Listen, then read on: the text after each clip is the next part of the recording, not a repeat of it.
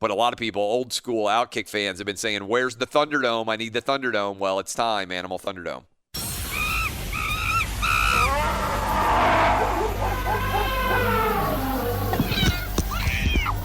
Ladies and gentlemen. I'm just glad I was there. Boys and girls. I thought he thought I was like this ginormous piece of chicken. Dying times here.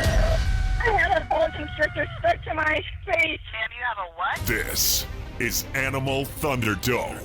What have you got for me, Danny G? Clay, this first story specifically is going to haunt you at night. You're going to have nightmares about this. This is not good. Is it snake related? Yes. No, I don't want to hear it. A police officer pulled over a pickup truck on an Australian highway, and he did not expect to find this, the world's deadliest snake inside this guy's truck. The driver, a 27-year-old man identified only as Jimmy in the police news release, was heading down the Dawson Highway in the state of Queensland when he noticed the snake in his truck. It was an eastern brown, highly venomous. In fact, it was indoors inside the truck. In the truck with him in the cab. Yeah, this is my nightmare. They, by the way, the brown snake, responsible for the majority of snake bite deaths in Australia. Jimmy said, the more I moved my legs, it started to wrap around me. Oh, no. Its head just started striking. He was trying to strike him? Yeah, and was hitting the driver's seat. Oh, so my he God. was moving out of the way as it's trying to... While he was driving? Yes. Oh, Between his legs, he said in the news release, he then used a seatbelt and a nearby knife to fight it off while trying to stop the car. Did he kill it? What a badass. Yep. So Jimmy kills the snake during his tussle with it. While driving? He thought, though, during the fight with the snake that it had bit him. So he hits the accelerator. He heads for the nearest hospital. That's when this police officer spotted his speeding car.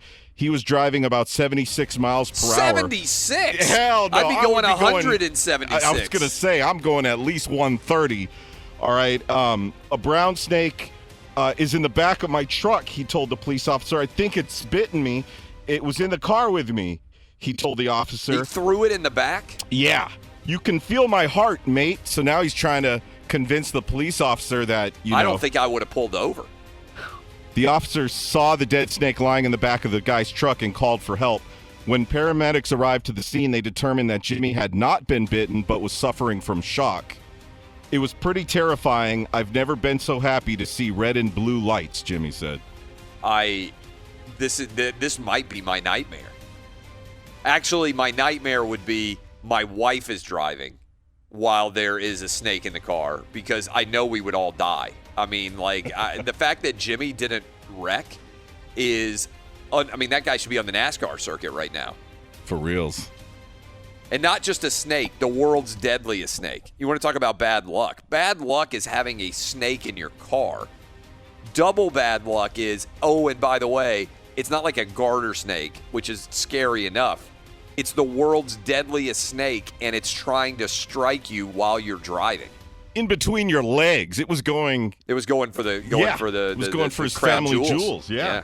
That's I don't even know. Do they have to amputate your penis then? Jimmy's 27, you said. Does he have kids? It doesn't say. His life would have been over if he gets bitten by the world's deadliest. It's probably I don't know where the worst place to be bitten by a snake, the world's deadliest snake is, but I would actually think the penis is probably the worst place.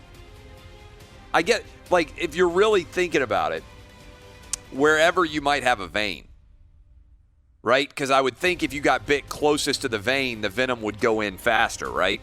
Yeah. So the hand is actually probably a bad place to get bit because you don't have a lot of skin to protect you, and there are lots of veins there. But I think every guy listening right now would be like, no, the worst place to get bitten by the world's deadliest snake is the penis.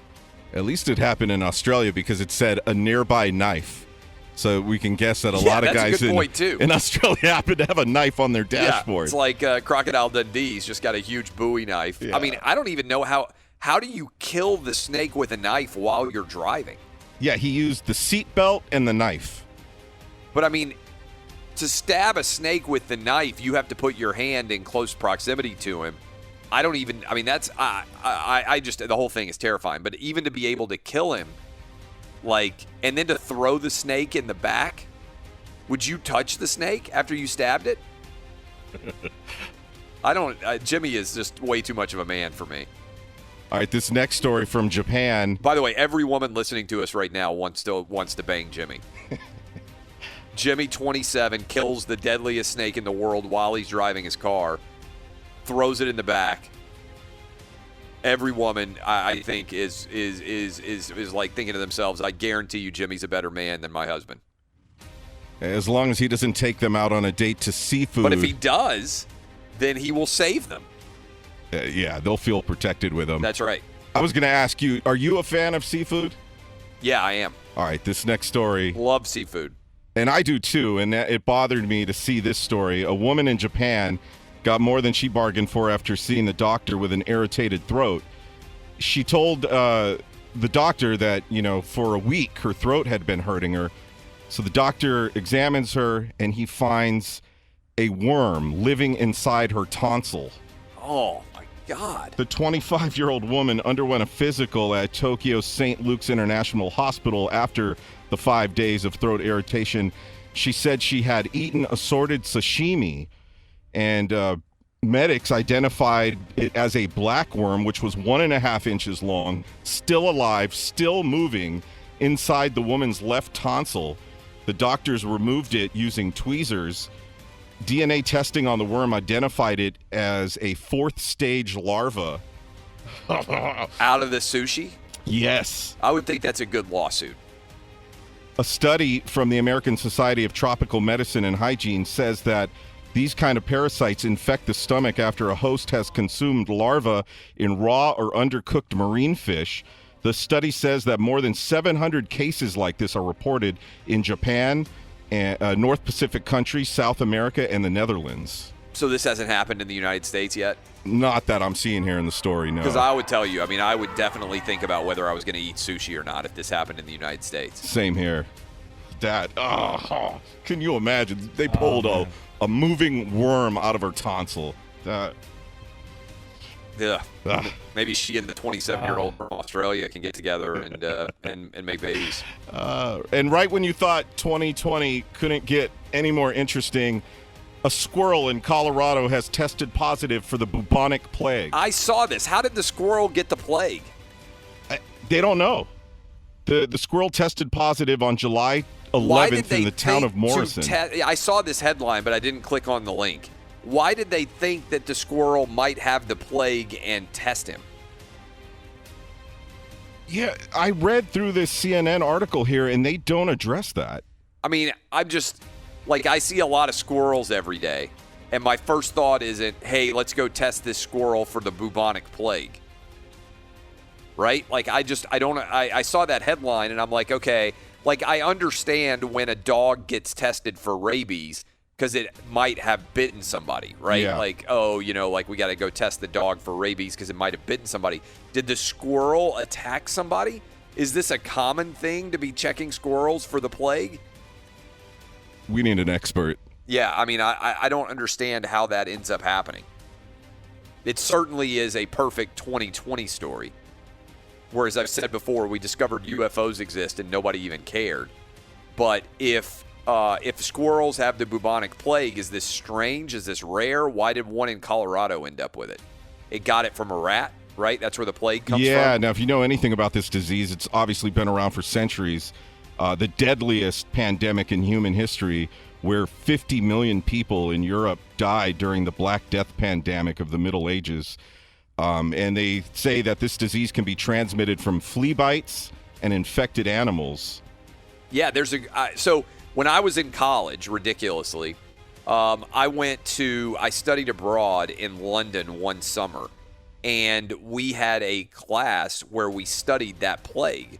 And one of the books that we read, which was a contemporary article that was written about it, this was, I studied pandemics in whatever it was, like the year 2000 in London. But one of the books we read was Journal of a Plague Year. I believe it was by Daniel Defoe. Somebody look that up. If you are a teacher and you've got literature to teach or whatever else, and you're like, hey, everybody is dealing with this pandemic now, maybe I could teach my kids that historically pandemics were much more deadly and much more commonplace. I believe it's Daniel Defoe, who later became one of the first novelists, but he wrote back in the 1660s Journal of a Plague Year, which is about his experience in London during the plague. And again, I studied that overseas. We did a class on the plague in London and literature and everything else. And so we spent a lot of time talking about that. Am I correct in the name of that title? I think it's free, by the way, online, because it's such an old book that you can just go type it in and go read it for free online because there's no copyright associated with it anymore. Am I correct in the name of the title there, Dub? Yeah, title, author, correct, published in 1722. All right, but I think he wrote it contemporaneously in like 1666 or something like that. Yeah, 1665. All right, that's pretty good knowledge from a 20-year-old class. So congratulations to Vanderbilt University, the London Study Abroad program, for putting me in such good stead there to remember all that.